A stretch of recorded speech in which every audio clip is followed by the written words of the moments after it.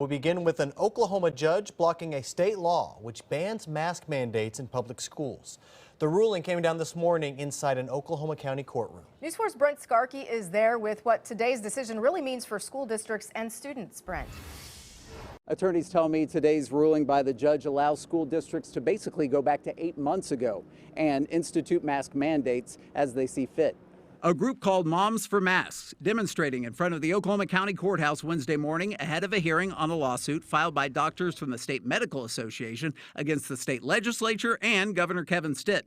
The suit claims a recently passed law banning mask mandates in schools is unconstitutional. Today, attorneys for the State Medical Association asked Judge Natalie May to halt enforcement of SB 658 until the lawsuit can be heard. They claim the law increases danger to children and could halt in-person learning. Attorneys for the state arguing the law doesn't prevent anyone from wearing a mask, it only prevents mandates. The judge ultimately putting a temporary halt to the law since it allows for mask mandates in private schools but not in public ones. The ban, however, won't go into effect until next week. In addition, the judge said districts must give parents the ability to opt their kids out of the mandate. She added, it's not the court's place to decide if a law is good or bad legislation. Why not take the common sense, logical, medically appropriate steps to try to, put a blow on COVID, try to reduce the hospital overload.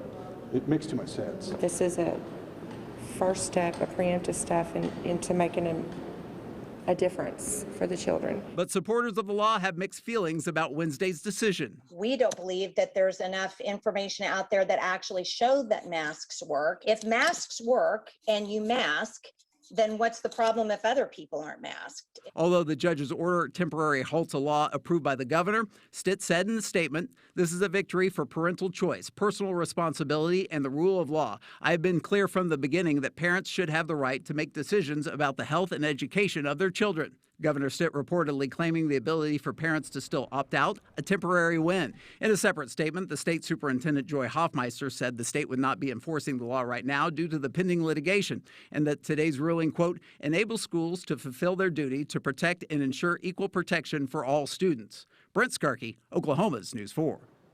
And we just heard from one of the authors of the law. Republican Senator Rob Standridge says he's encouraged by the judge's statements that respect the legislature's intent to entrust parents whether to mask or not mask their children with the opt-out feature. As for the temporary ban, it's set to take effect September 8th. The state could still appeal while it awaits a hearing on the actual lawsuit, which the judge said would be coming soon.